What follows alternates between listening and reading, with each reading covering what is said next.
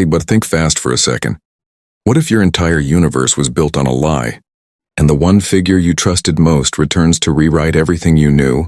What if this power isn't just about strength, but about time, the multiverse, legacy, and betrayal?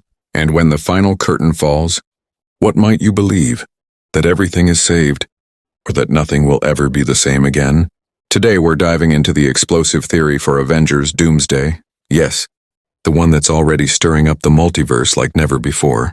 Imagine, buried deep in a post-credit scene, the return of one of the most enigmatic figures in the MCU. Jonathan Majors' variant of the great Conqueror himself and the shockwave. It sends through everything we thought we knew.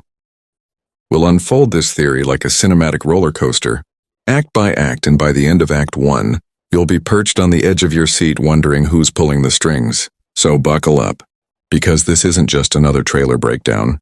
This is a story about legacy, identity, and the one moment when everything changes. ACT, a quiet world, a false peace. The camera pulls back on a universe in fragile balance. After the events of the last major crossover, our heroes believed they'd won. The threat sealed, the multiverse stabilized, the future safe.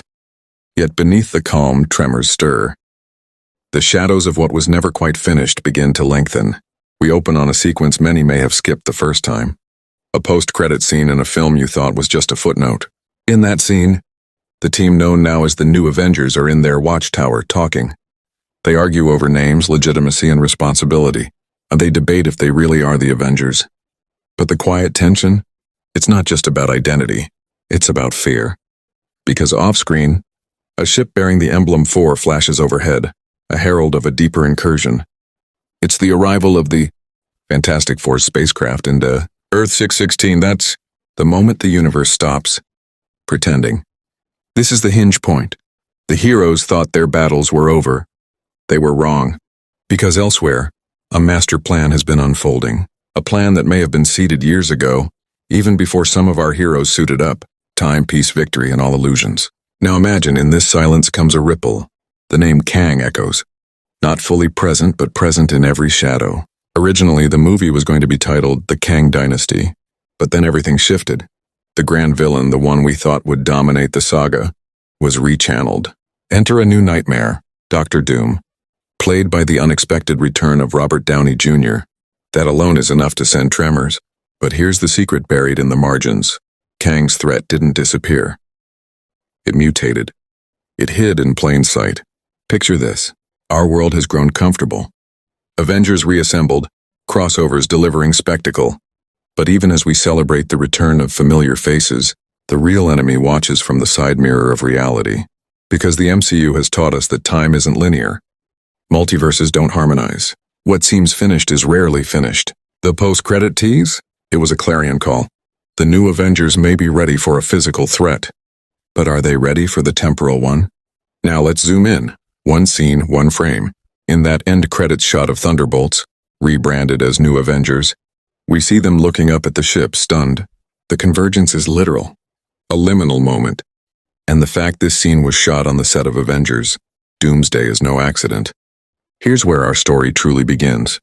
Because if the world thinks it's safe, the real mastermind knows the battlefield is already inside the walls. Time runs out not in minutes but in possibilities. We meet our key players, the original Avengers. Some retired, some recast, some missing. The Fantastic Four, arriving not just as new faces but as heralds of change. X-Men, legacy characters stepping into Earth 616, and looming behind it all, Dr. Doom taking center stage. But tangled with him in whispers and variants, remains Kang, the conqueror of time, the master of possibilities. Even if he's not physically there, his blueprint is. Let's ground this. The film is now set 14 months after the events of Thunderbolts. So our heroes have had a recovery period. Their world is supposedly stable. But during those 14 months, something else has been building. Cracks in the foundation, incursion flags, multiversal tremors, unseen forces placing pieces on the board. Our protagonists are comfortable, perhaps complacent. Meanwhile, Dr. Doom isn't just smashing things. He's rewriting rules. And somewhere behind him, Kang's influence, his shadow. The threat of his variant, that remains. There's a story inside a story. Kang's original arc was derailed because of real-world events. But in the narrative, this gives the writers and Marvel Studios a golden opportunity. Kang might appear or might not, but his concept of time as weapon lives on. In fact, actor Jonathan Majors hinted that coming back as Kang is always possible because it's the multiverse. That statement, ambiguous as it is, tells us something. The threat of Kang isn't gone, it's deferred. So why does that matter here? Because in Avengers Doomsday, the title itself signals the moment of no return, the downfall, the reckoning. And as our world tilts, the heroes realize the conflict isn't just about defeating a villain this time. It's about saving the concept of victory itself. Time, legacy, identity are under siege. We see our characters in Act 1 start to awaken, to smell the shift in the air. The Fantastic Four's arrival, the ship, the threat of Dr. Doom, and all of that stirs them. The new Avengers argue, are we the real Avengers? Who gets the mantle? But underneath, why do we fight at all? What if the fight is meaningless? Peter Parker wakes up to find a message from Tony that he never received. Wanda's twins flicker in and out of existence. And in Wakanda, the Royal Archives begin listing future kings who haven't been born yet. The timeline isn't breaking, it's bleeding. Dr. Doom watches from Latveria, alone in his lab. His armor hums, reflecting the light of 10 monitors, each showing a different version of the same world collapsing in slow motion. He's not shocked, he's satisfied. Because for him, this isn't chaos. This is proof that his theory works. The Doom you thought you knew, tyrant, ruler, God complex incarnate, has transcended those limits. This Doom has learned to control the fundamental threads of existence, not through magic alone, but through a power source, rumored to come from the very fabric of Kang's temporal core. And that's where the real twist begins to take shape. Somewhere in a lab abandoned decades ago, Doom found something, a remnant of a battle long forgotten, an unstable fragment of chronal energy, a shard left behind when Kang's citadel imploded at the end of Quantumania. It should have destroyed him. Instead, it spoke to him. It showed him visions of universes that never existed and whispers of those that might. Doom realized he didn't have to build a time machine. He could become one. But here's the danger. The moment Doom began rewriting his own past, he triggered an infinite feedback loop. Every change he made bled into 1,000 timelines, each rewriting the others in a spiral of inevitability, and the Avengers, unknowingly, stood at the eye of that storm. The Fantastic Four arrive as heralds of the incursion, but not as allies yet. They're scientists first, soldiers later. Reed Richards studies the fractures spreading across the multiverse, like a living organism. Sue feels the emotional echo of each collapsing reality. Johnny jokes, but even his fire dims under the weight of what they're witnessing. And Ben Grimm, ever the realist, looks up and mutters, "Maybe we weren't supposed to fix it." That line sticks, because it echoes what Stephen Strange once said in Multiverse of Madness. We cannot control everything, and yet, control is exactly what Doom craves. Now the narrative shifts into discovery mode. We watch the Avengers split into smaller teams. Classic MCU structure. But here it feels heavier. Each group is sent to investigate anomalies tied to the collapsing timelines. What they find is terrifying. In New York, Spider-Man and Ms. Marvel chase a rogue variant of Loki. Not the TVA Loki we've come to love, but an older, crueler version who insists he's here to warn them. He tells them the cracks aren't random. He's returning, Loki says, his voice trembling with both fear and admiration. The Conqueror never truly dies. You kill one, 10,000 more remember him. Doom is playing God with a devil's tools. Wakanda. Shuri decodes vibranium's strange resonance with the riffs. It hums in patterns that match Kang's time signature. She contacts Bruce Banner, who's been studying quantum energy shifts since Endgame. Bruce can't explain it, but he can measure it. The energy is exponential, feeding on itself. And buried within the data, he finds an impossible signal. A heartbeat. Meanwhile, far away, Thor and Captain Marvel venture into deep space chasing the source of an incursion. What they discover isn't a planet but a corpse, the floating remains of an alternate. Earth swallowed by its own sun, yet suspended in time, never finishing its destruction. It's a monument to paradox, and carved into the rock a symbol, the mask of Doom glowing faintly. Each subplot builds tension like clockwork. Every hero, every variant, Every scientist uncovers another layer of the same horrifying truth. The multiverse isn't collapsing because of Doom's power. It's collapsing because he succeeded. Doom has achieved what Kang never could, synchronizing realities long enough to rewrite them. But that rewrite is unsustainable. Every version of existence begins bleeding into the next. And then, in the quietest moment, the impossible happens. The heroes capture a signal. From the center of the distortion, a voice. Transmission repeating through infinite echoes. The signal carries Kang's signature. Time is not your enemy, the voice says. Time is the test. The Avengers don't believe it at first. They think it's a recording. A ghost in the system. But Reed Richards recognizes something in the waveform. Entropy curves that indicate the speaker isn't dead, but trapped in a temporal singularity.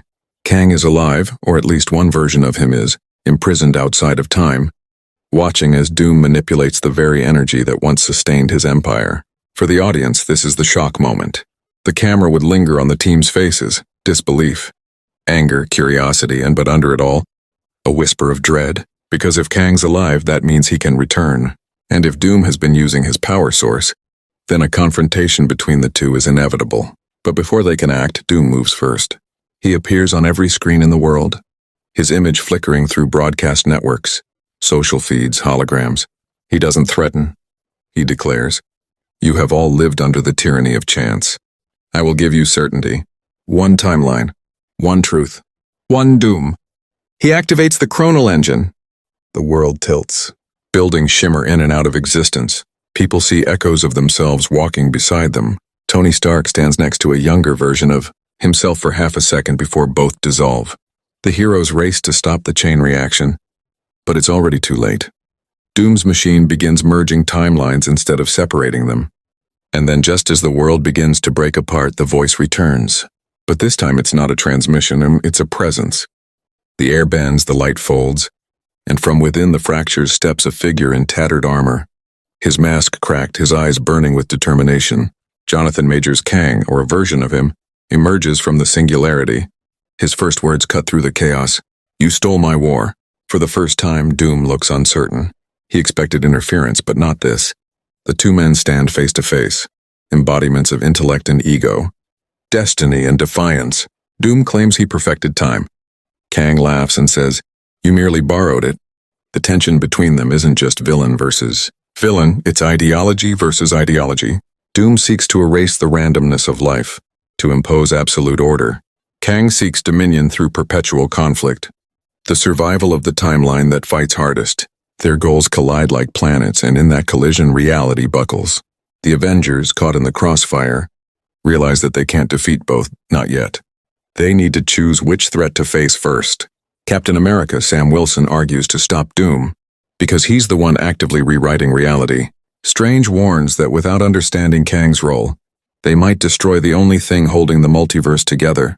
The team fractures, and literally and ideologically. While the heroes debate, Doom strikes. He traps Kang in a temporal prism, freezing him mid-gesture, and absorbs a fraction of his power. "You are the echo," Doom says. "I am the origin." But absorbing Kang's essence has consequences. Doom begins seeing visions of infinite outcomes, each demanding attention, each screaming to exist. The power he thought would bring clarity instead brings madness. He sees versions of himself, ruler, savior, corpse, god, and all vying for dominance.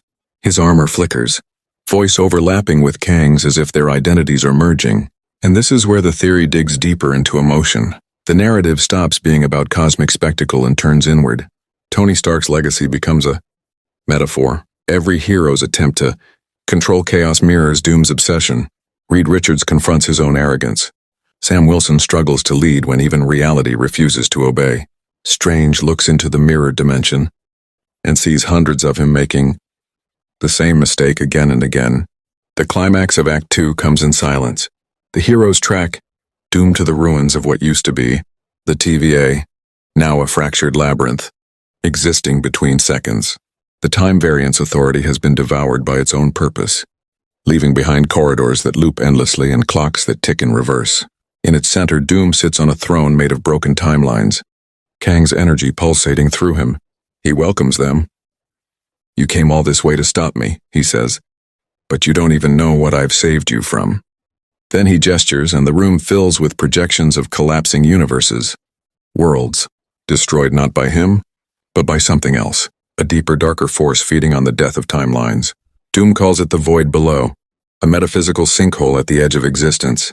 I saw it when I rewrote the first moment, he says. An endless hunger. I am not your destroyer. I am your dam. This revelation fractures the hero's perception. Maybe Doom isn't lying. Maybe merging the timelines was his way of preventing something. Worse, the ultimate entropy. But if that's true, who created the void below? Kang's frozen body flickers. His voice, distorted, echoes through the chamber. It was never the void. It was me. The prism shatters. Kang reemerges, energy spiraling around him, half merged with Doom's stolen power. He looks at the heroes and says almost softly, he tried to stop the inevitable. I am the inevitable. And then, blackout. The world ends in a flash of white. That's where Act 2 closes, with existence suspended.